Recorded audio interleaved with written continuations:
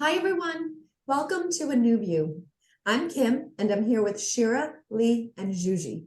We are four friends, speakers, and professionals from different cultures, backgrounds, and age groups coming together to offer healing and inspiration. Today, we're going to talk about embracing the obstacles in our lives. And this is perfect timing because we are having the biggest obstacle of our life right now, trying to record this episode. Maybe not We're of having our life. Right, not of our lives. Let's not exaggerate. Okay, true. But we are having Wi-Fi issues, so let's hope that we get through this obstacle today. So, embracing our obstacles, ladies, who would like to start us off? Well, I just thought of something because a friend of my father, his father, before he passed away, I remember visiting him and he said something so profound that, like, the minute he finished saying the sentence, I was just like, holy cow, that is so true. He said, whenever you're facing an obstacle or a challenge, he's like, don't worry, there are two more on deck waiting for you. And it just struck me as such a, like, that's a different way to look at things. Because instead of going, oh my God, all these problems are coming at me all the time, and I'm such a victim, and life sucks, and how am I gonna, it's just like, no. It's here right now. Figure out how you're gonna deal with it, because there's two more waiting. So you should just be a pro or creative at figuring out how to solve life's challenges. I love that. Yeah, I love that too. And actually, so that leads me also to the idea that, when we do face an obstacle in our life, like a, big obstacle, if we don't learn how to resolve that or how to get over that or past that, obstacles do sometimes tend to come back in a pattern, right? Like the same types of things that may be obstacles in our way, like in relationships, right? You may be with the wrong person all the time. Then there's some kind of a lesson to be learned there, something new to be done there. But yeah, so there's always going to be other obstacles. And especially if we don't clean some up, they'll show up again. Well, and also when you think about obstacles and like your attitude during the hard time, what feels better? What feels better to resist, to fight it, to, just complain? Yeah, complain. And, just it's exhausting. It doesn't feel good. But, and I'm not saying every obstacle, it's going to be easy to not resist them or fight them.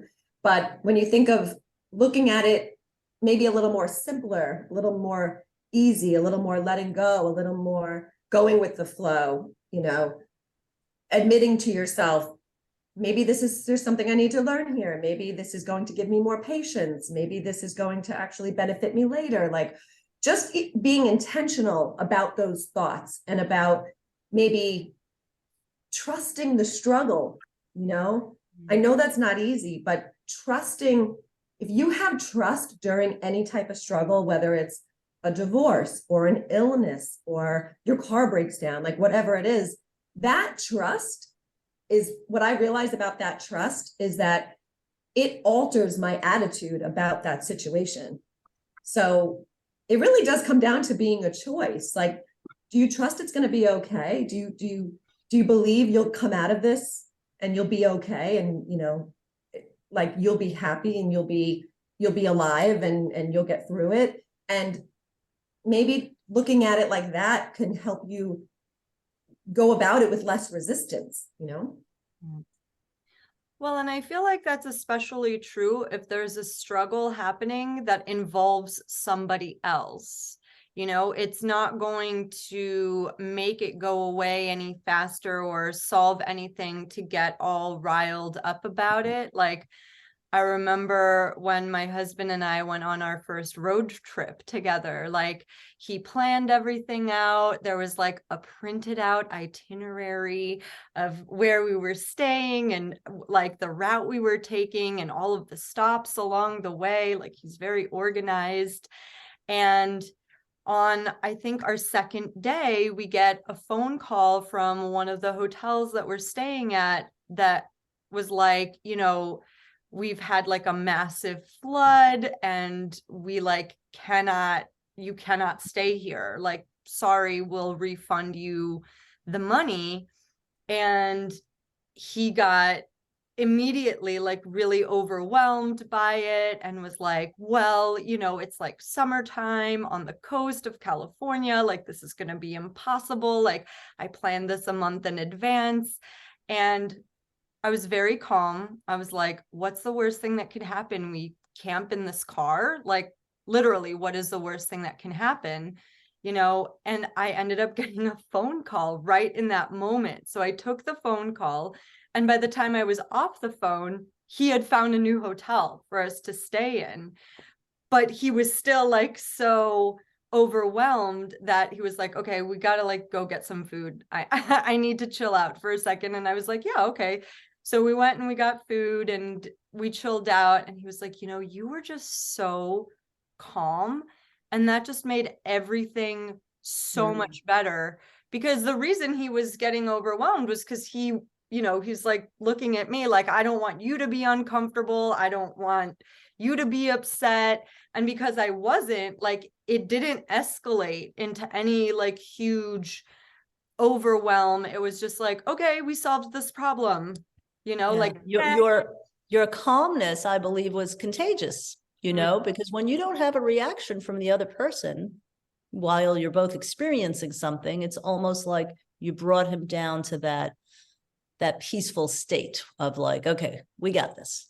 That's so interesting. Like, I'm literally hearing you all talk and I'm like, yes, it's because we always talk about energy, right? The energy that you give off. Like, it really is a trickle effect. I mean, it can be a trickle effect, because if you were like, oh my God, that's horrible, then he'd be like, oh my God, she's upset. Now I'm upset. Like, how are we going to do it? And like, you can't come up with creative solutions when you're in that state. You just can't, because you're too busy like dealing with the what's that hormone in your body that's released when you're like in fight or flight mode. yes.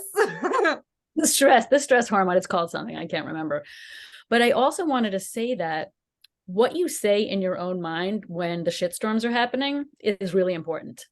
Because I don't know if you recall this story, but when I was at sort of the tail end of things going really badly with my ex, I was so stuck. I was so incredibly stuck.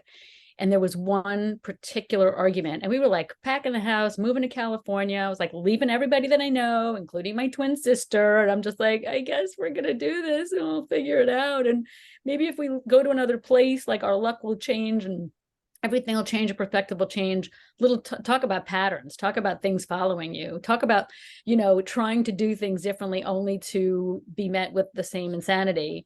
And I just remember having this like blowout argument, and I just went up to my bedroom and I plopped backwards on the bed, and I just kept saying to myself, I don't know what to do. I must have said that 100 times. I don't know what to do. And then all of a sudden, I don't know, this could be my higher power, the universe, I don't know what happened, but all of a sudden I was like clearing away my snot and my eyes and everything.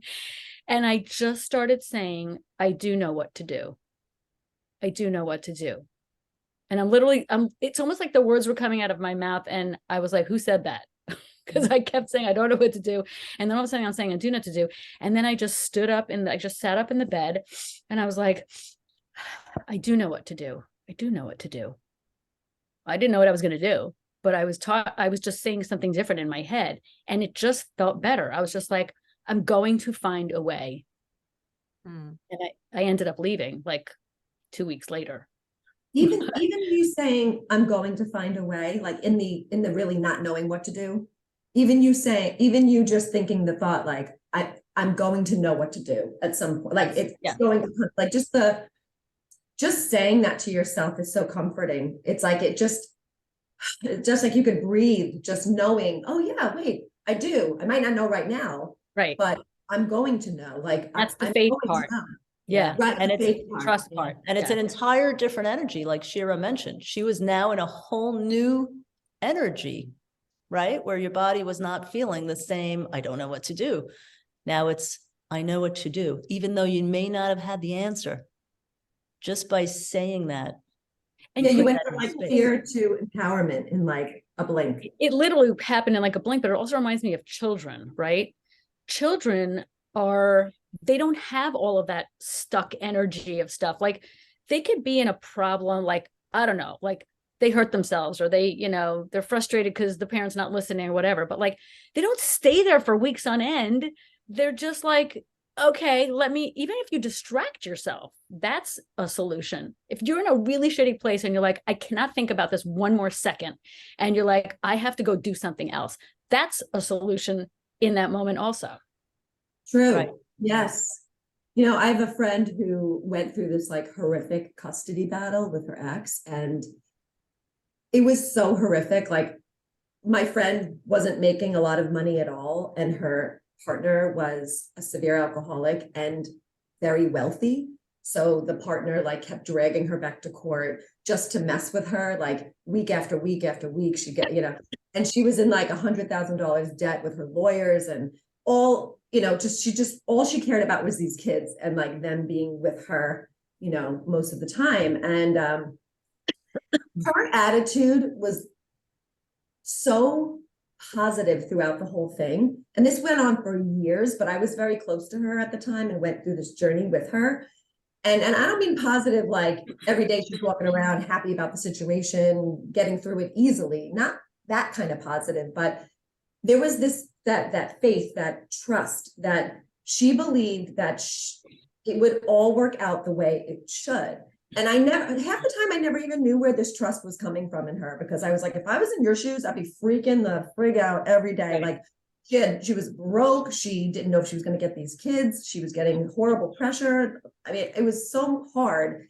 And I just, in the face of adversity, her attitude to see it's going to be okay. And, what's meant to be is going to be, and I'm going to get through this. And the money doesn't even matter, because only thing that matters is my relationship with these kids. And I'm going to be intentional and make sure that I focus on this relationship with my kids during this time. Like, that's all she was like crazy focused on just the kids, because she didn't, she knew how important that was. But I just think of her when I think of like getting through obstacles and like having a good attitude about it and just trusting you're going to come out that other end. She's like the epitome of that for me.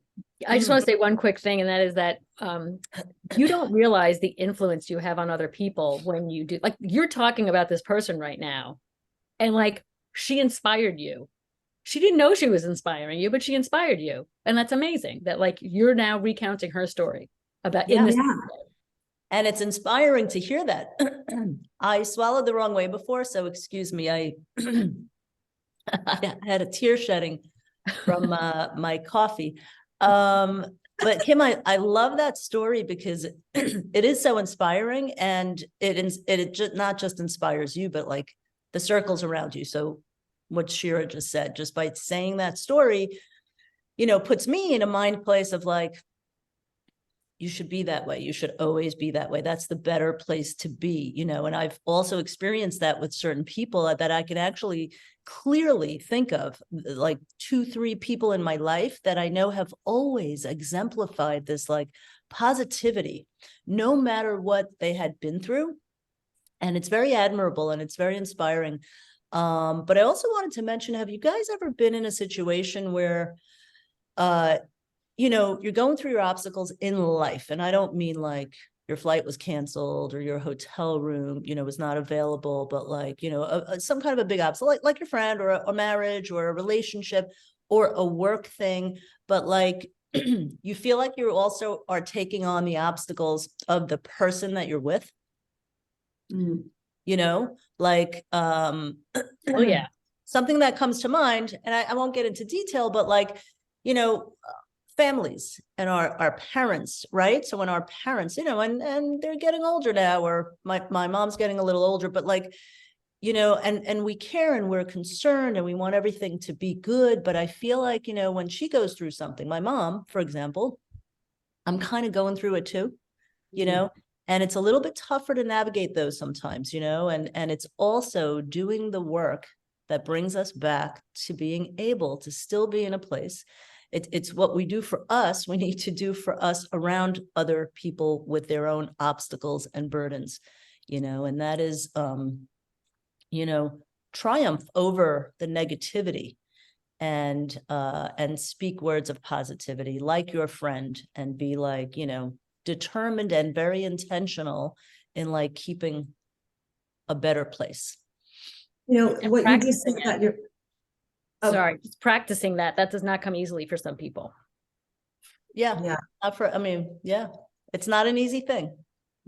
Yeah, and I was just going to say that what you just said, Lee, reminds me a little bit of videos I've watched from Abraham Hicks, because she has said in so many different ways about, you know, somebody else going through something in their life and how, you know, we have empathy and we can take on their pain and all this stuff, but it's important for us to be on the outside and like thinking good thoughts for them and believing that they're going to come out of this okay. And you know, just be over here.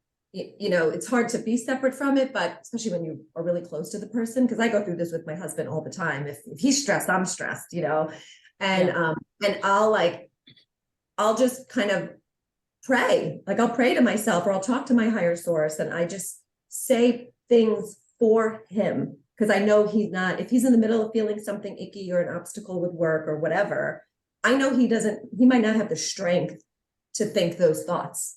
So I'll kind of be over here thinking them for him. So that's helpful too. It's just wishing someone and thinking, you know, because you're with the law of attraction, like, you know, your positive thinking about them is helping them. It's very powerful and it has an impact. It has an impact energetically. Yeah. That's why they have like group meditations and group, you know, the collective energy amongst people. And when somebody's going through like some kind of major illness or traumatic event and people are like, please pray for, you know, this person. I believe that works, you know, when all that energy is out there. Huge. Well, you know, Kim, your story kind of reminded me of my own story of, you know, my parents going through a really nasty divorce and custody battle. And it was like from 13 to 18, just like a consistent cloud, like over our family. And, you know, my mom was really positive throughout it too.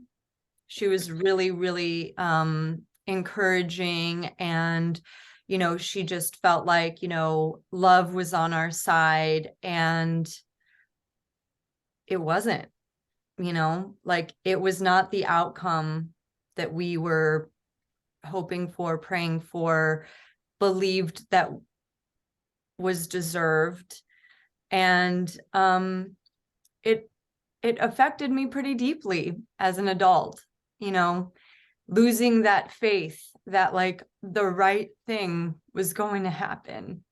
Mm-hmm. And it takes a lot of work to find your way back, because there were so many things and so many decisions I made in my adult life based on wanting the certainty of an outcome, the security of an outcome, because I had no say in that outcome.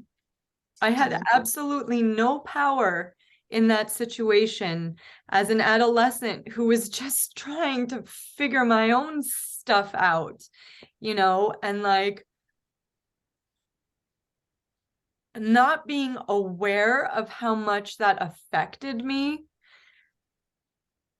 is, you know, a real eye-opener in a lot of ways, but also like understanding that it's not happening anymore and I'm not that helpless person anymore. Like I'm not a victim of that situation, because, you know, I was too old for the custody to be transferred. I was about to turn 18, which makes you an adult in this country, but I was still left, you know, I was the free floater after that. And being separated from my brothers and my mom prematurely, and, you know, trying to be brave in the face of all of that, and thinking that it wasn't having the effect on me that I now know that it did. And then working through that and saying, well, sometimes those things happen to teach us a lesson that we don't know yet. We don't understand.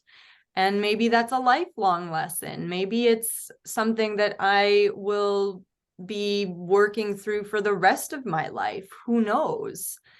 But I do feel like it is important to see that every situation is not going to end poorly or not like you want it to, just because one major thing didn't go your way. Oh, Juji, it's so beautiful because it's such a powerful lesson that, you know, as we grow older and wiser and learn, if we're willing and if we're open, like the aha moments will come to us, you know? I wanted to share something with you guys.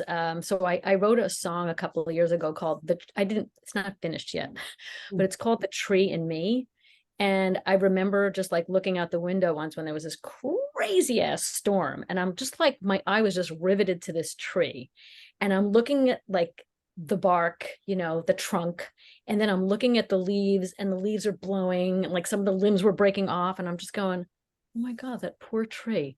But then it like shifted, and I was just like, holy shit, that tree is like anchored. That tree like knows who it is, you know? It doesn't matter if the twig, like, it's like, and it just inspired me. And so just the lyrics I wanted to share with you, it says, I was staring at the leaves blowing in the breeze. A storm was in the air, the tree didn't care. With every violent shake, its limbs refused to break. And suddenly a thought came over me. Can I have such grace when life hits me in the face? And then the chorus is train me, blah. But like, that's what I was feeling in that moment. I'm like, can I be like that tree? Yeah, we're all trees in a sense, you know, and Where are my Juji- limbs? Yeah, and Juji, when you were, and thanks, you know, for sharing that, Juji. And when you did, I'm thinking, and I'm looking at all of us, and I'm observing that we're all nodding because we all resonate exactly with what you just described, with our own stories, right? With whatever it is that we've experienced in the past, whether it was in childhood or in adolescence. It's the same thing, you know. It's like, if we would have known back then what we know now, obviously things would be different, but they're not. And you know, unfortunately, this is the way we learn and practice and move ahead. Yeah, but totally resonated with that.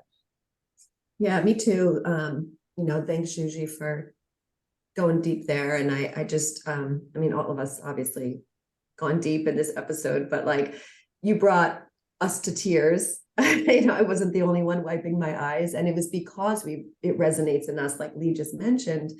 But it made me realize, like, just in that second, I had this thought that was just like, oh my God, our obstacles really do like shape who we become. Like, they are the reason why we are here today, doing what we're doing today, working on ourselves. You know, Juji, your work with, you know, helping people in relationships, with their relationships. I mean, can you help but credit your entire past with your childhood and everything you went through to like that, you know? And same thing with me on my self-love teachings and work. And it's like, it all stems from this like feeling when I was younger of not feeling loved. It's like everything is who we are today. And who we will continue to become. Yeah. That never ends. And just for the record, if we were going to be trees, I would pick palm tree. Me too, Lee. Just saying. Okay, we could be that together. I'm gonna go with apple tree. Oh, that does not surprise me at all. Sweet tree. So, Well, Julie, what kind of a tree would you be? Oak. Yeah, baby. Oh, I so see that. Yes. Well, I think that's a great place to wrap up, ladies. Thank you all so much. Such a beautiful conversation today. Well, if you've enjoyed our conversation, please subscribe to our channel and be sure to let us know if you have any topic requests or questions by commenting below. We'll see you soon. Thanks for watching, everyone. Bye, everyone.